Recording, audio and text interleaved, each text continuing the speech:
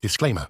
Opinions expressed are those of the content creators and do not represent any employer or entity. The information shared is for informational purposes only and should not be construed as medical advice or used in any legal capacity, including establishing standards of care. All efforts have been made to comply with HIPAA regulations. No guarantees are made regarding the accuracy of statements or opinions provided. Interaction with the podcast does not establish a doctor-patient relationship. Please enjoy this podcast responsibly.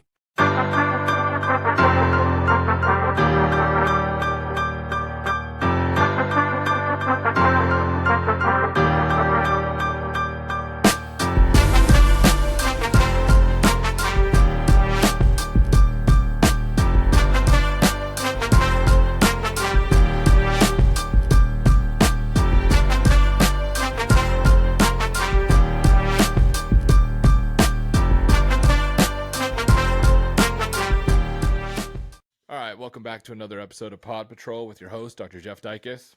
And Dr. Leland Jaffe. How you doing today, Leland? Good. It's good to be back in the studio. Yeah. You mixed it up a little bit. Got the high-def camera going. You got the good lighting. Yeah, I'm figuring this out. I think it took 7 episodes to realize a lava lamp behind me is not good lighting. maybe not ideal, but it looks cool. Yeah, it got the job done. Yeah, but yeah, sure. you know, the HD camera though I'm looking at my hair sparkle with my grays, so I didn't notice that as much before. Yeah, that's a problem. My gray beard is coming in nice as well. So yeah, it's hard when you're on camera as well. You gotta hopefully look good and try to sound good. Yeah, hopefully everyone's listening on Spotify or whatnot, not watching in high def, looking at my my gray hair and my receding hairline, but that's okay. Yeah, I'm sure my wife would say I have a radio face. So that's right. For all the people listening, that's fine. So I like that. All right. So today we're going to jump into kind of infectious disease type topic, managing infections in our patients, antibiotics. And so sometimes we end up, depends on the place where you practice. So where I practice, we don't have infectious disease doctors. I am infectious disease to a certain extent. You know, if it gets beyond my level of capability, we can certainly do a virtual consult or transfer patients as needed. But to a point, I kind of function as inpatient antibiotic management, infectious disease. And then obviously at certain places, they have infectious disease doctors that are going to do a much better job than I will in terms of antibiotic management and all those things. But if you do it for long enough, you kind of pick up on how to do it and what the best course of practice is. So tell the listeners about what you kind of do in your practice in terms of infection management, how often you're seeing that and how that works. Yeah, so I treat a lot of infections. One of my main clinics that I work at is a multidisciplinary wound care center. So, you know, I actually have the benefit of sharing the day with infectious disease. So they work the morning, I'm in the afternoon at this particular clinic. So we usually cross over the lunch hour. So if I do have any complicated infections or culture sensitivities I'd like to review, I kind of have the benefit of going through it with them during that time period. But in my experience, I have always had an infectious disease service to collaborate with. I think the question is, and some people ask, like, when do you need ID? When can you handle it on your own? And maybe we can get into that a little bit later on in this episode. But you know, what I find interesting too, and when I teach infectious disease, I try to teach it in a very algorithmic way where you don't necessarily have to guess, but there's, you know, the decision-making process is laid out for you through some of these different guidelines. But in my experience, which is, and I've worked at least, I'm trying to think in my head real quickly, 4 wound care centers and, you know, as many, if not more, hospitals. Infectious disease doctors all practice very differently in my experience. Some are more aggressive than others. Their practice patterns certainly are individualized, which has been interesting. Yeah, I think antibiotic management is difficult because, you know, certain subjects, especially math, comes to mind. There is a right answer. Now, you can get to that answer in different ways. You know, luckily my kids are still young enough. I haven't gotten to learn the new math and some of those kind of weird ways that they're teaching kids now. But you end up with a correct answer. Whether you go this way or that way, you get to a correct answer. And antibiotic management is tricky because there's so many options. There's so much patient variability. Well, I would do this, but they have a allergy to XYZ, or they have kidney dysfunction, they have liver dysfunction. So it kind of keeps you on your toes from that standpoint, thinking, okay, well, I'm going to do this. Oh, all of a sudden I can't do that. Well, what are my plan B, plan C, plan D? So Right. I think it can be a little tricky to understand all of the options that are out there and feeling confident that you're making the correct decision. So what is your algorithm? What is your stepwise approach to treating these patients that can be rather complicated? Yeah, sure. My algorithm is primarily through the Infectious Disease Society of America, or the IDSA guidelines. They have a really nice document that talks about infection severity, right? So differentiating between uninfected, mild, moderate, severe infections, right?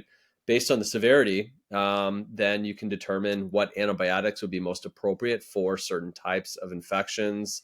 They also go into duration and route, right? So in terms of a mild or moderate infection, what would be the appropriate duration and route, whether it be PO or parenteral antibiotics? So it takes a lot of the guessing out, which is, as a student, and I know students like things to be very black and white, right? Not too many shades of gray. Right. And it makes it a little bit easier when you're learning, because the decision-making process is pretty much laid out for you. Yeah, so I think that's a good way to go about it. So the IDSA guidelines are a good thing for people to know and understand. And I think part of that, though, is a little bit tricky as well because, the treatment parameters sometimes will change with time. Example being, when I was in residency, if anyone had a sniff of osteomyelitis, 6 weeks, PICC line, Hmm. IV, hit it hard, knock it out. And I think the data has kind of skewed. The research has come out more recently that is now trending more in favor of oral antibiotics, or at least certain oral antibiotics for treatment of osteomyelitis, whereas that was probably against the standard of care in the past, and it has now started to become the standard of care when you factor in PICC line infection risks and complications associated with PICC line place. So what are your thoughts on Yeah. those changes over time? Yeah, no, I know exactly what you're talking about. The trials that are, ongoing, challenging that oral versus IV antibiotic for osteomyelitis. In my practice, is still in 2024, most patients that have osteomyelitis are going to be treated with either surgical care or intravenous antibiotics if they can tolerate it. Some patients we might use a PO antibiotic, but that's where you have to really know about your antibiotics and which ones have good serum to bone uptake, Right. right? Which ones do concentrate in bone more effectively than others. So, I mean, I'm personally using intravenous antibiotics for most of our osteomyelitis cases at this point. I think that's a good point because I draw a distinction there between patients who've had surgical intervention and those who haven't. If you have surgical intervention, let's say you have osteomyelitis of the hallux, just to keep it simple, Hmm. and you do a partial Sure. first ray amputation, you could make a strong argument the infection is gone. I looked at the first ray when I did the amputation. The bone is healthy, it's viable. You did a washout, they were on Hmm. antibiotics in the hospital, then you can make a strong argument that they maybe don't need anything anymore. Now, maybe that's a little bit of a bridge too far and you'd still cover them with some oral antibiotics, but with surgical intervention that may change your treatment protocols. I think that's a good distinction to make. Yeah.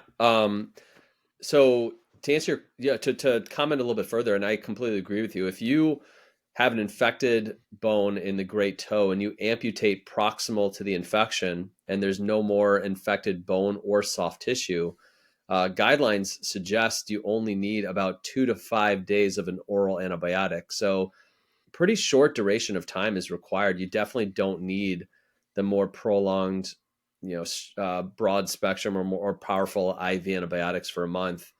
So sometimes surgical care is actually the least invasive way to treat bone infection versus antibiotics. I mean, antibiotics for a month can certainly have complications regarding Obviously, renal dysfunction, which is probably the number one thing we worry about, is developing an acute kidney injury. But these antibiotics have side effects, right? And so if you can prevent your patient from requiring a month or a month and a half of IV antibiotics, surgery might actually be the least invasive way to treat some of these infections. Yeah, I think sometimes we don't have a strong enough respect factor for the complications that antibiotics cause. I think the Hmm. tendency is, the further someone is from an infectious disease doctor, whoever that may be, internal medicine, in ED, me, although I'm trying to skew away from it, they're much more likely to just be like, everyone gets vancomycin. Everyone gets vancomycin. We're so worried about MRSA. Everyone gets covered with vanc. And I'm thinking, well, their kidney function's not fantastic. Let's not kind of create, solve one problem and create two new problems here. What are your thoughts on vancomycin? Yeah, so vancomycin, and I wrote a paper on this a number of years ago on antibiotics to treat MRSA. But vancomycin, there's this concept called MIC creep, which basically means that the MIC, or the minimal inhibitory concentration of bacteria to vancomycin, is slowly rising. So basically, another way to say it is bacteria are becoming less sensitive to vancomycin, probably because what you said, we're using it on everyone. Right. A couple other things to know about vancomycin is, number one, it primarily only covers gram-positive organisms, right? So if you're looking to cover gram-negative organisms, you're going to miss with vancomycin.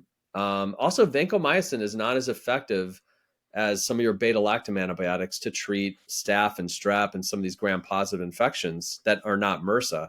So, once you identify you don't have MRSA, I would encourage you to get them off vancomycin and put them on something that's going to be more effective and certainly less risky. Um, I think if you kind of going back to that 2012 IDSA guidelines, they do discuss the patients that would benefit from being on a anti-MRSA medication empirically before the cultures come back. Mm-hmm. But that's a good thing to recognize, is who would benefit from being on a dose of vancomycin, initially, until you can prove that the patient doesn't have MRSA. So what is your protocol? Let's say a patient comes into the hospital and let's say infectious disease is not involved. Let's say it's one of your wound care patients. Mhm. They come into the Right, hospital and then they have this kind of blown up foot, and that's all the information we have. right, Maybe they have some elevated lab markers. They just have obvious signs of infection. We need to cover right. what we need to cover. What's your go-to initial protocol for antibiotic management? Do you still do vanc and then change it as soon as you can rule out MRSA, or Yeah, what's your protocol?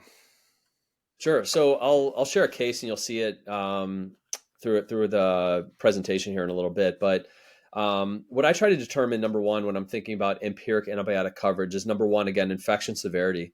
So all patients that have a severe infection per guidelines do require some type of MRSA coverage until proven otherwise that they don't have MRSA.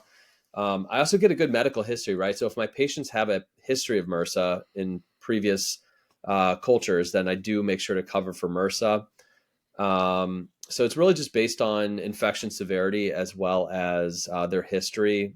Also, a lot of hospitals will check for colonization, right? So do the anterior nares colonize with MRSA? If they do, again, another indication that you should probably cover for MRSA until you can prove that they don't have it. So most of my patients that come in with a very blown up or infected foot are likely going to be put on vancomycin plus either cefepime or piptazo or zosyn, Mm-hmm. right? So that I can get my gram-positive MRSA coverage, gram-negative anaerobic coverage, Pseudomonas coverage, just trying to cast a really big net and then narrow it down after my cultures start coming back in. I might also sometimes add a third antibiotic if I'm looking to really um, cover more aggressively for anaerobic or gas-forming bacteria, right? So if I see emphysema on my radiographs and I want to make sure I'm covering for your Clostridium species or other anaerobes, then I'm usually adding clindamycin as well too, or maybe Flagyl or metronidazole, just to get a little stronger anaerobic coverage. So I'm going big net, make sure that I don't airball in terms of antibiotic coverage initially, and then narrow it down once my cultures start coming in.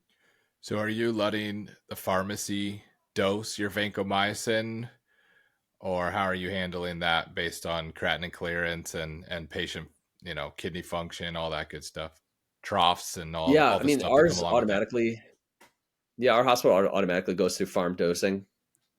Yeah. So they will participate in the dosing of those. So I don't consult them. So what do you think the future is of initial antibiotic management? Because as we go on, although less so because maybe there's not as much money in it, but there are some newer antibiotics coming out that are a lot more broad spectrum. So right now it feels like we're going to have to pick and choose. Well, I need this to cover this, and I need this to cover that, and I need a little of this and a little of that, and I'm making this big, stew where I've thrown in all these ingredients. And maybe Right. sometime in the not too distant future, there'll be, oh, well, this medicine covers everything, you know, or this other one Yeah. covers these five most likely, pathogens. So what do you think the future is? Do you think, obviously money plays a role. So if something is X number of thousands of dollars per dose, well, we're going to stick with the tried and true until it becomes Right. financially responsible to pick a different antibiotic. But what do you think the future is? Do you think, because we've been doing vancomycin for years and Yeah. years and years.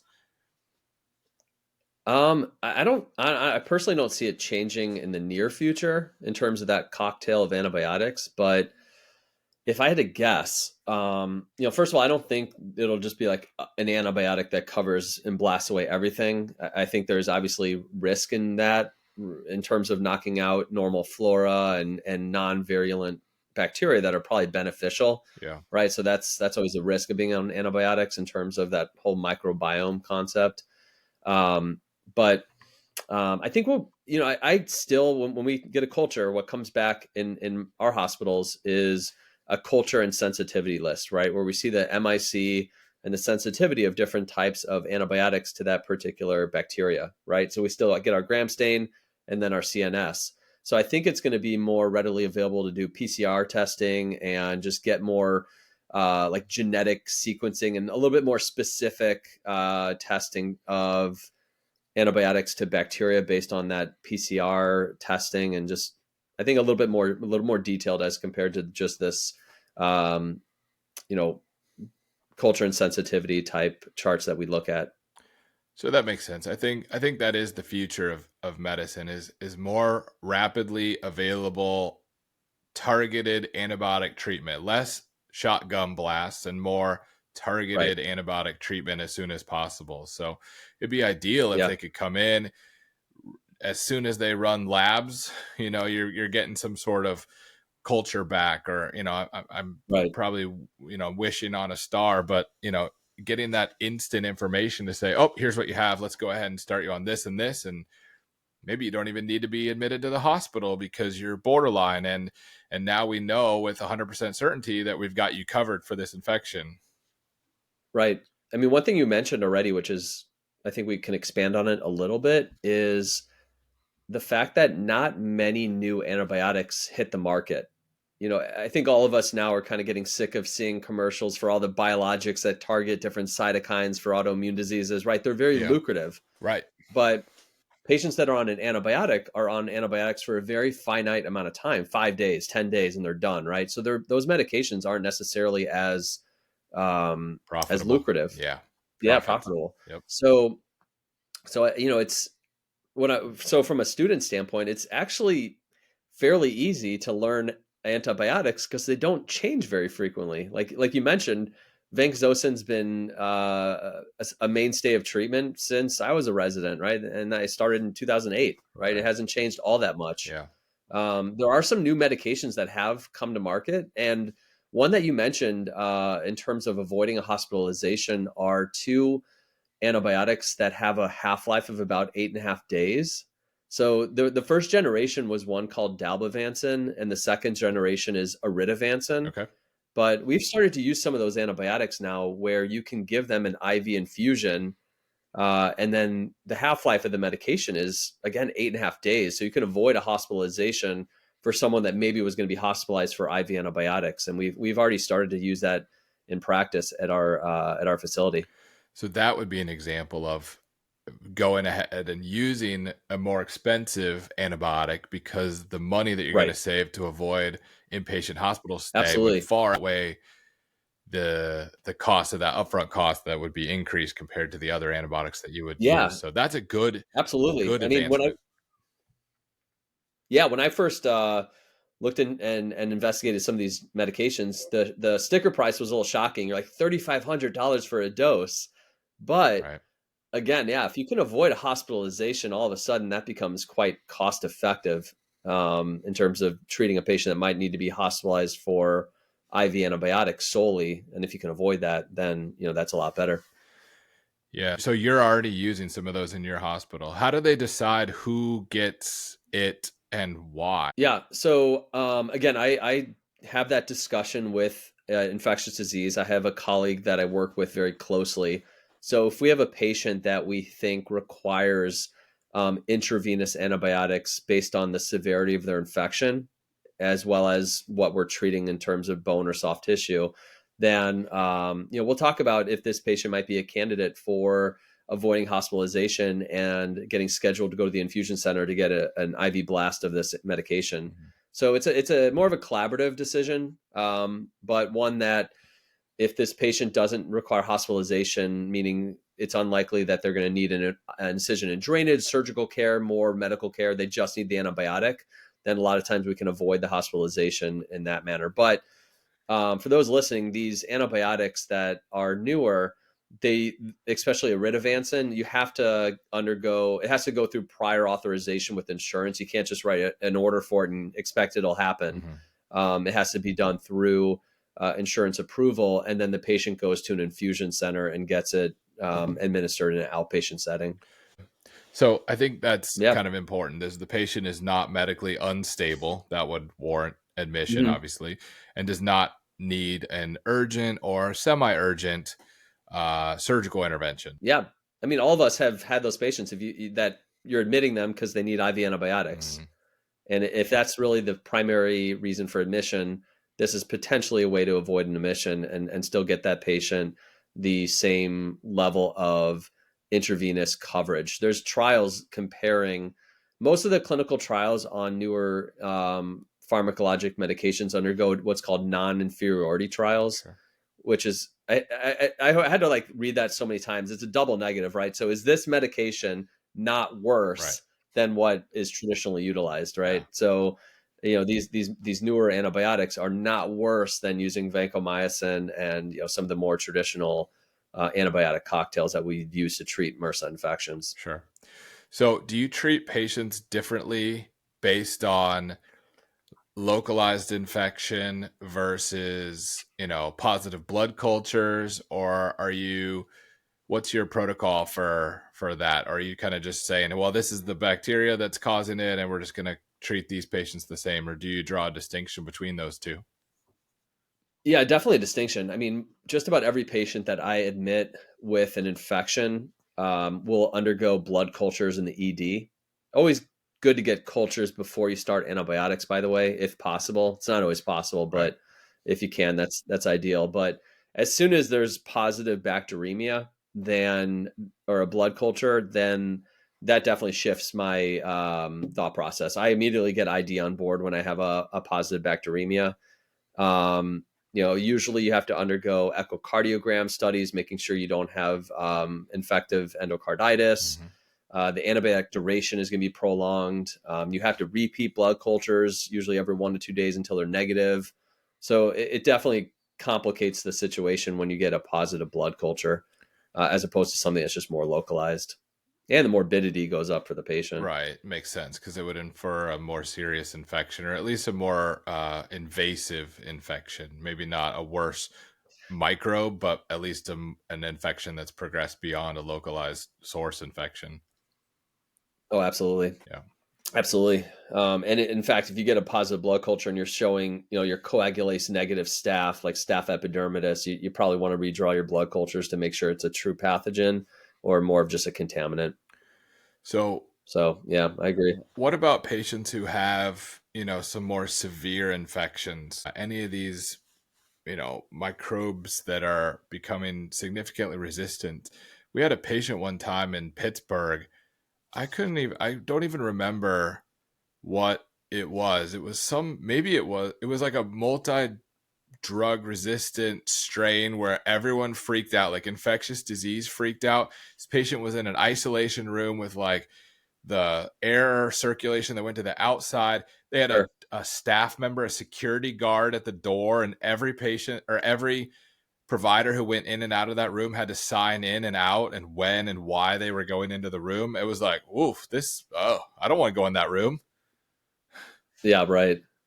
Yeah, I mean, those types of infections are becoming more and more prevalent. I mean, I think if you look at CDC data, the overutilization of antibiotics are definitely contributing to this problem. What we're seeing now is more carbapenem resistant enterobacteriaceae. So basically gram-negative infections that are resistant to your carbapenems, which are the drug of choice for a lot of those gram-negative bacteria. That's a problem. Yeah. I've even read an article. I remember there was a patient I think in Utah that had a carbapenem resistant Klebsiella pneumonia, and she died. There was no antibiotic left to treat her, Wow. which is kind of scary. So, yeah, I mean, fortunately, we're not seeing that yet in terms of things like vancomycin intermediate or resistant strains of staph. Yeah. I haven't seen that. I've seen a few documented in the United States, but not at our location in terms of resistant staph to vanc. But I think people that are a lot smarter than me are predicting that, we might be heading in that direction with that, that MIC creeping up to vanc. Exactly. Common sense would say that, yeah, over time, it'll become more and more resistant just based on how often it's used. Seems like everyone that goes into the hospital with an infection gets vancomycin. How could that not, develop resistance with enough time and cases? So something to be aware absolutely. of. Yeah, there's a newer. I know a lot of us use linezolid or Zyvox to treat VRE, to treat MRSA. Yeah. Just so everyone's aware too, there's a newer second generation to linezolid called tadizolid with a T. Yeah. It's it seems to be a little bit better in the sense that it's only dosed once a day. Some of the side effects are a little less commonly seen in terms of risk of serotonin syndrome and other problems that can happen with linezolid. Yeah. Thrombocytopenia, stuff like that. Sure. There's a fifth generation cephalosporin now called ceftaroline that treats MRSA.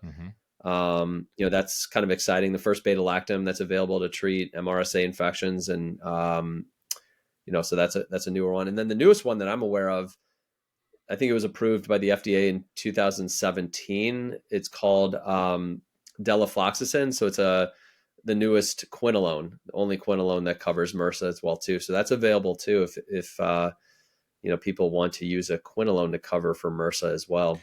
Have you used those? The biggest drawback I'm going to keep pointing to is going to be cost. And so I can write a prescription for something and then, that doesn't mean the patient's actually going to get it when they show up to the pharmacy and they're like, no Right. chance.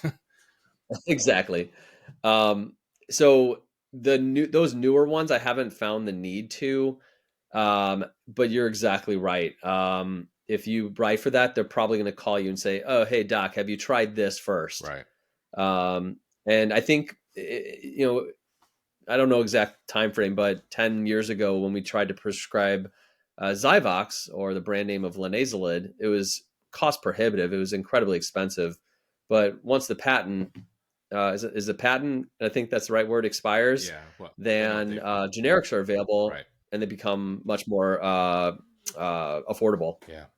So I have no problem now getting linezolid. I write for it, quite often whenever we need it. So do I. Outpatient management, oral outpatient management, covering MRSA, broad spectrum, easy dosing. I end up writing for that quite a bit on inpatients who had an infection, who are much improved with IV antibiotics, did not require operative intervention, but I'm transitioning them to outpatient oral therapy. That is one of my go-to antibiotics. Yeah. A good pearl for those listening is I tried to put a patient of mine last week on linezolid, but I couldn't because She was on SSRIs and some mood stabilizing medications that would contraindicate using linazolid. But there was a bone infection, so we were trying to get an antibiotic in the outpatient setting that penetrated bone. So I put this patient on Bactrim plus rifampin. So rifampin, a lot of people know that in the cocktail to treat TB, but rifampin has good gram-positive coverage. It has excellent serum to bone uptake, and when used with other antibiotics, there's good synergy. So there was a good study looking at Bactrim plus rifampin compared to linazolid to treat these infections, and the outcomes are basically the same too. So it's a good alternative if patients can't have linazolid for whatever reason. Is rifampin the one that turns our pee orange? It does. That's all I remember.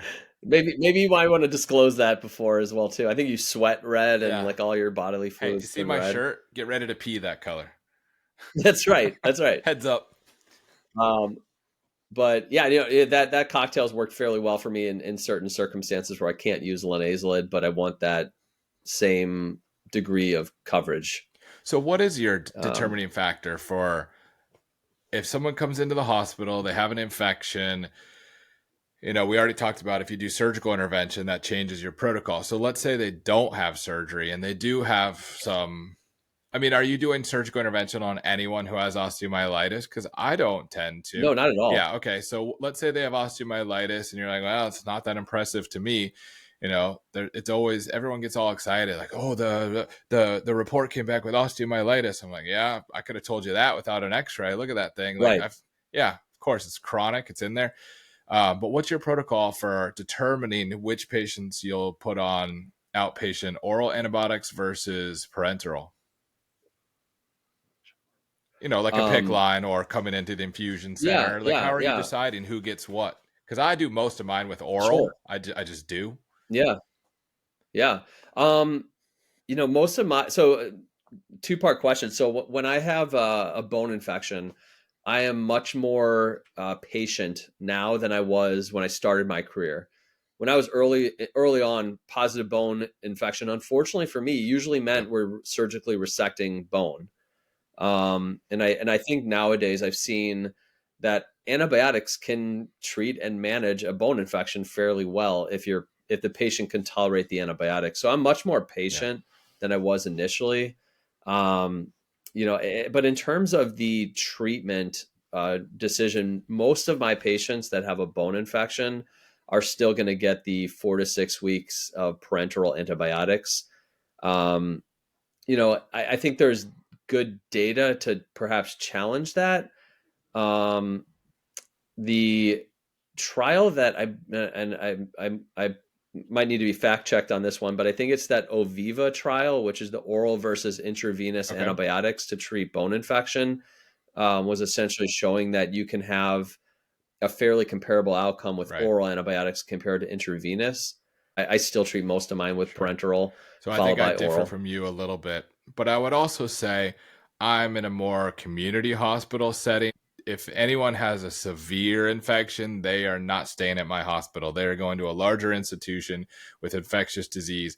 So keep that in mind. There's a little bit of a self-selecting population that stays at a community hospital that I feel more comfortable giving oral antibiotics on discharge. That it's obviously going to be a lesser case. So just because I'm doing oral and you're doing parenteral, we can't compare apples to apples there. So a distinction to draw there. So one thing I wanted to bring up before we get into some case studies here would be that it's important to keep in mind that antibiotics are only as good as the blood flow that supplies that area.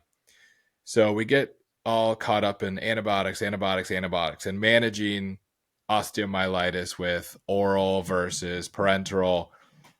Regardless of which of those you're giving, you have to keep in mind that the antibiotics can only work if they're being delivered to the site of infection. So how closely do you work with vascular? I know the answer, but let's talk about it. How closely do you work with vascular and infectious disease to make sure we're not only on the correct antibiotic, but we're getting it delivered to the site necessary?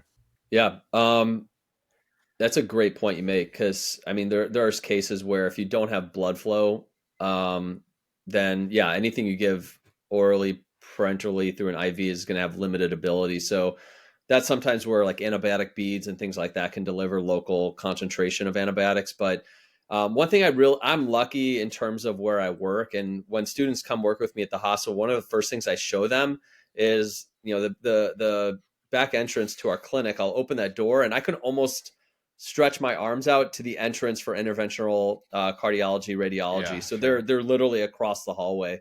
So anytime we have a patient that requires any type of intervention, we have a very, very easy route to Yeah. get them to that service. Most of the people are doing our lower extremity peripheral vascular reconstructive type Okay. work are interventional radiologists.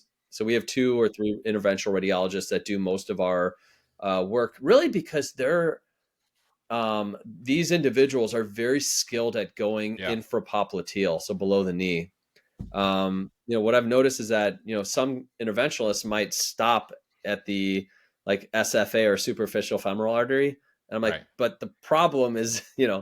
distal to the knee, which is a lot of our diabetic patients, right? So I think finding a interventionalist that's comfortable, going below the knee or maybe going through the pedal arch in a Yeah. retrograde fashion up the leg. Those are important things or important people to bring on your team if you're going to Yeah. be really doing limb salvage type work, Yeah, I'm not making a sure someone can vascular go surgeon, distal. obviously. But I think the further distal you go, the more complicated it is. The smaller the vessels. There's quite a few of them who don't even Right. do very, very distal, um, whatever you want to say, procedures to revascularize distally. And that commonly for us, it makes sense because that's where our eyes are drawn down to the foot, but that's where we're worried about blood flow. And so if the blockage or vascular insufficiency is somewhere distal, you need to make sure that you have someone on board who can target that. So Yeah, 100%. Although it gets a little tricky though, because there's times where a patient comes in mm, and they already have a cardiologist who does these types of procedures, and you can really ruffle some feathers by yeah, recommending a different referral away from their pre-existing doctor. So sure. that's where it gets a little tricky. But at the end of the day, we try to advocate for our patients and get them the care that we think that they need to Yeah, manage at and the end of the salvage some of these day, I don't problems. But I don't care who keep that does in it, mind. It's a little tricky. I don't have any preference. If you reestablish blood flow, Right. that's all I care about. I don't care what type of doctor you are, how you got it. It's just Exactly. get me some blood flow and I'll be happy. So I was going to make a joke about radiologists being worried about being taken over by AI. So they need to kind of get into more of the interventional space. But I have some close friends who are radiologists. So I won't make that joke, but just know it was in my head. All right. Fair enough. You wanna run through a case? So this is a patient that came in to see me at the wound care center that I work at. Pretty typical problem that a lot of us see. We have 2 draining ulcers. One is on the side of the first metatarsal head, and the other one's on the bottom of the first metatarsal head. And the patient already had a left great toe amputation from a similar problem years ago from a bone infection. I didn't treat the patient at that particular time, but what we can see here is that we now have 2 open wounds that are ascending and tracking proximally up to the foot. I don't have a dorsal picture of the patient's foot, but you'll have to take my word Sure. for it that there's an infection that's really ascending up towards this patient's ankle. And so at this particular time, again, I think it's a complex problem because the patient is visibly sick. He's in some mild distress. So this particular patient is ill. But when this patient was in our outpatient clinic, and so what we're trying to figure out again is the infection severity and what setting this patient needs to be treated, whether it's inpatient versus outpatient. So for students listening, and again, the way that I break down these types of problems after we do our Right. physical examination is we can only order so many things, right? We have microbiology, we have radiology or imaging, and we have some labs, right? So we really want to order different items from each of those 3 buckets. And that's kind of how I think about these kind of problems. So first thing that we always do, again, start with an x-ray. Anytime there's an infection of this severity, likely we're going to require some lab work. We'll talk about that. And then cultures, right? Cultures, you want to get the deepest tissue culture you can, preferably after you've debrided some necrotic slough, that superficial slough, right? So you get an actual reliable deep tissue culture. And then blood cultures as well too will be helpful to make sure you don't have a bacteremia, right? So all these things are going to need to be ordered. But whenever anyone has an IDSA severe infection, you should really consider admitting them. So that becomes systemic findings, right? Almost Systemic 100% findings. of the time. And there are certain criteria that they can fall into that are laid out in that. But basically, the patient is sick. They're not doing well. Lab values, vital signs reflect that. Okay, let's get them into the hospital. Right. Exactly. I mean, really, the criteria are the SIRS criteria. So essentially, what's their heart rate? What's their temperature? What are their white blood cell count, which you won't know yet. If you have 2 out of 4 of those, then that is a positive SIRS criteria. And again, that should require admission to the hospital. All right, so here's our x-ray, right? So I took a couple of different foot x-rays to start out with. And what we can see on this radiograph and what's most concerning is just distal to the first metatarsal head, as well as on the lateral.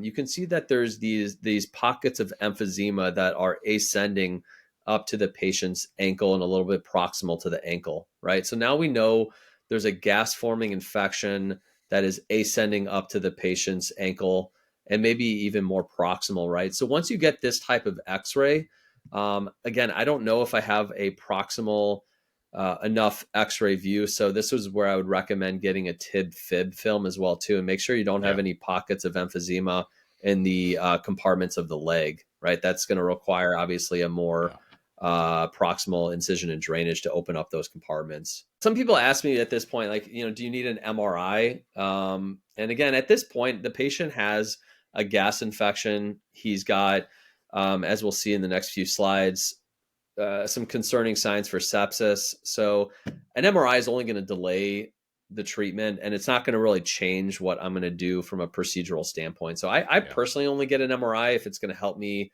make a medical decision. At this point, it really wasn't. I never get an MRI. Would you get an MRI right away, or any other advanced imaging? Seems to always order an MRI, and it's like, oh, we're waiting on the MRI. Okay. It's like, why? Okay, sure.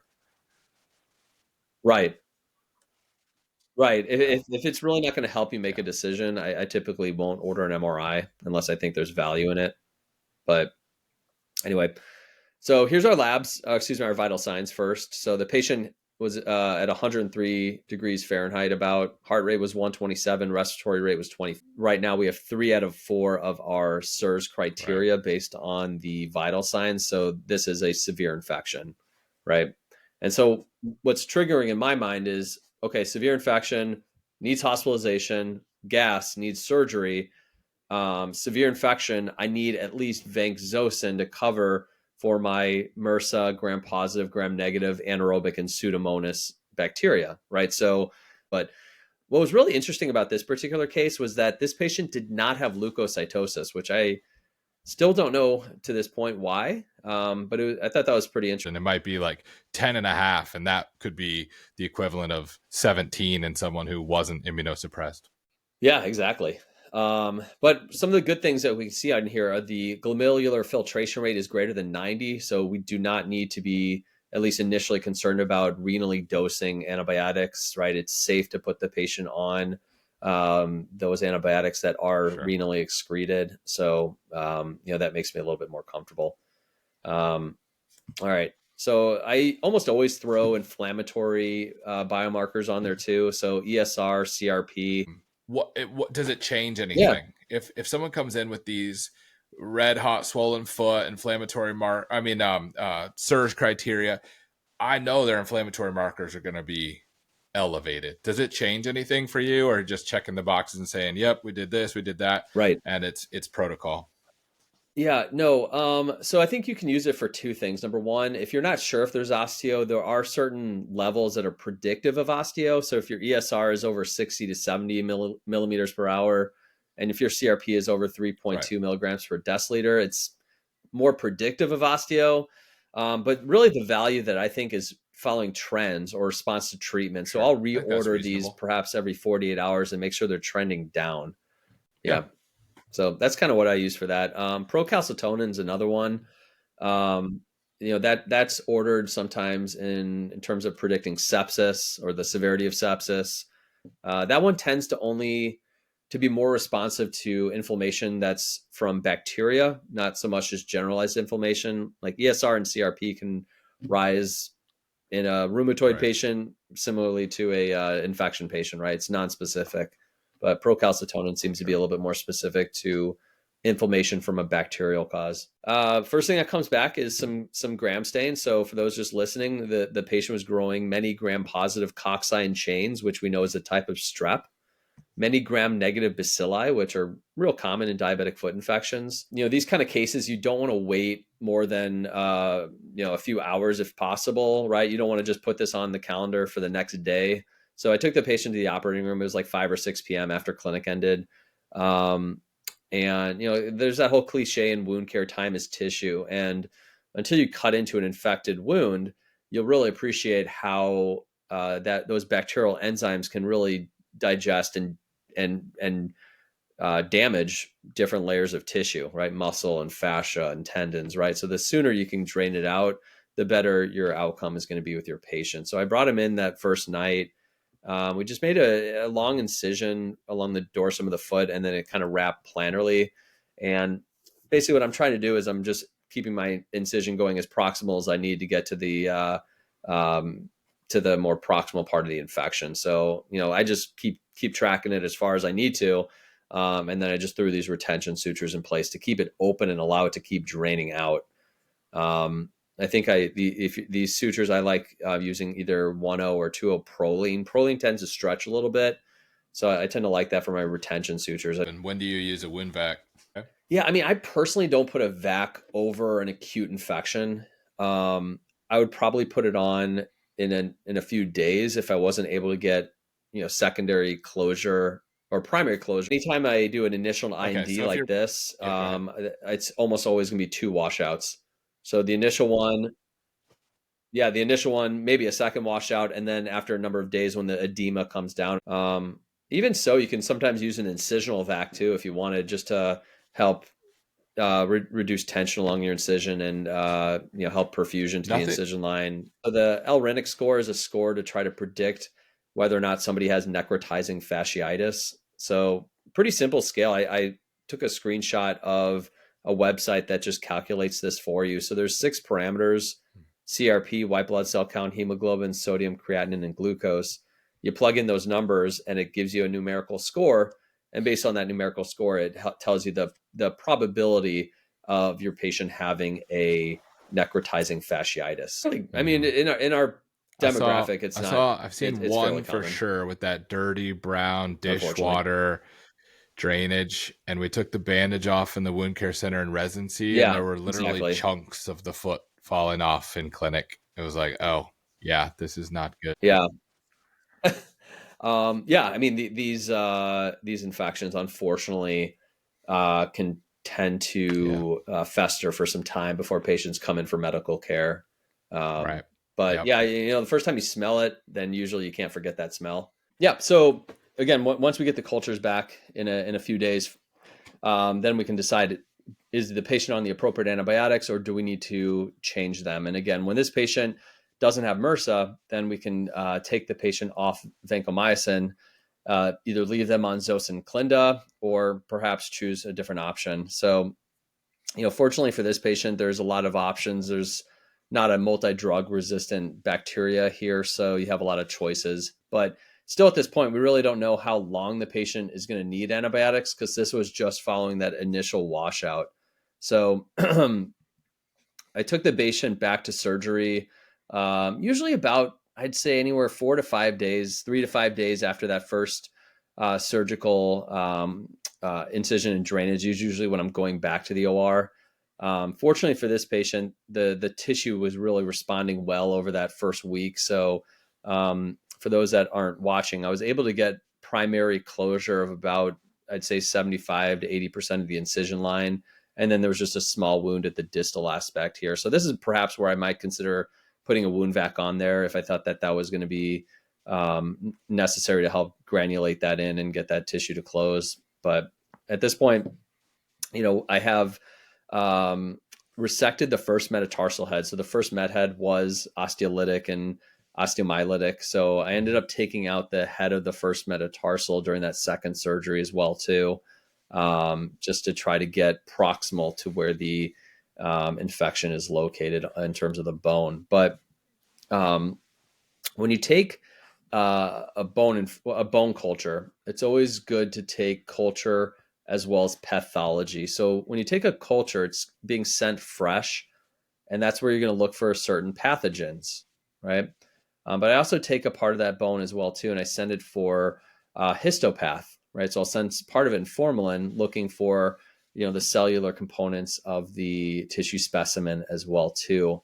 And one of the benefits of doing that is that we can see whether or not our clearance fragment has evidence of osteomyelitis or not. And so in this particular case, the clearance fragment was free from osteomyelitis, which basically means that we got proximal to where the infection is in the bone.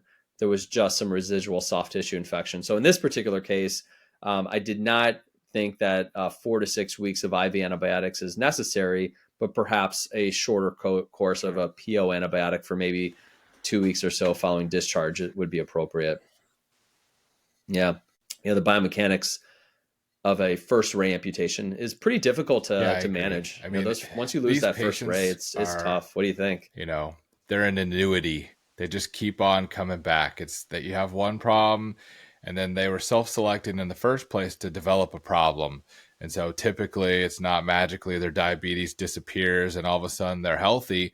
And obviously we've changed the biomechanics. So unfortunately for them, it tends to spin into another problem. And then we're offloading that, and then we're doing this. Yeah, I agree. And I think one thing to keep in mind too is there are another set of guidelines that were published and updated recently by the International Working Group of the Diabetic Foot that helps to do a lot of things. But one chart I really like is based on the patient's history. It tells you how frequently you should follow up with the patient.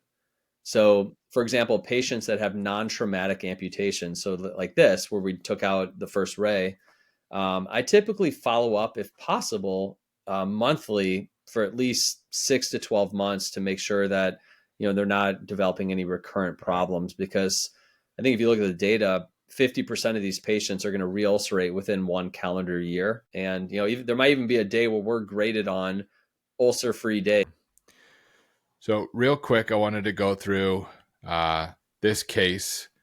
It's an article that I published when I was in residency. So an article that talked about utilization of vancomycin powder in foot and ankle surgery. So when I was in residency at UPMC, I worked with Dr. Dane Wukic, who is a foot and ankle MD, and then is now the chair of orthopedics at UT Southwestern. We worked on this paper together. So we looked at the utilization of vancomycin powder in patients with diabetes. So we had 81 patients who underwent foot and ankle surgery, reconstruction, trauma, whatever it may be, but they did have diabetes, who received vancomycin powder. We matched those to 81 patients who didn't receive vancomycin powder. So still trauma, still reconstruction, still foot and ankle surgery only, but did not receive the vancomycin powder. They were matched for age, gender, BMI, surgery length of diabetes, and glycemic control. So we really spent a lot of time matching these patients kind of as much as possible. So they were essentially equivalent for as many variables that we could control. And then we looked at the risk of surgical infection in these patients. So what we found was an overall decrease of 73% in surgical site infections, and a decrease of 80% of deep infections in the patients who received vancomycin powder. So significant decrease in the risk of infection, which makes sense, but maybe you wouldn't have thought that it was that much of a decrease in surgical site infections. And obviously vancomycin powder is very cheap. When we looked at it, I think it was like $7 a vial at our institution, but typically $5 to $10 per use. So what do you think? Do you use vancomycin powder very often in infections? Yeah, I mean, I use it in beads. Yep. So we'll use calcium sulfate beads or polymethyl methacrylate beads. So, It's just powder everywhere, and we're just pouring powder into the open incision. okay, And so these are nice. not, I will use it not even Okay, in patients who are having infection. If they do have an infection, obviously we're going to do some antibiotic, but I'm talking, these are any patient I have who has diabetes, who I'm doing any surgery on, for an extra $7, I can decrease the risk of deep infection by 80%.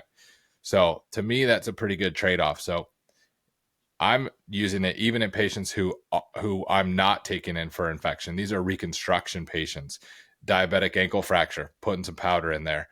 First IMJ fusion, diabetic, putting some powder in there. So love it. I think that's awesome. One thing that I get asked sometimes is, the patient has renal disease, but I think very little of this is getting absorbed. you said the amount that gets into the bloodstream and causes issues with, typically red man syndrome, ototoxicity, and nephrotoxicity, we saw none of that. So localized distribution of the antibiotic seemed to not have the same complication rate. So something to keep in mind. There you go. That's great. Yeah, we got published in Foot and Ankle International, which is A lot of until patterns. next time. Thanks for joining us on Paw Patrol with your host, Dr. Jeff Dikis and Dr. Leland Jaffe. We'll see you next time. Bye-bye.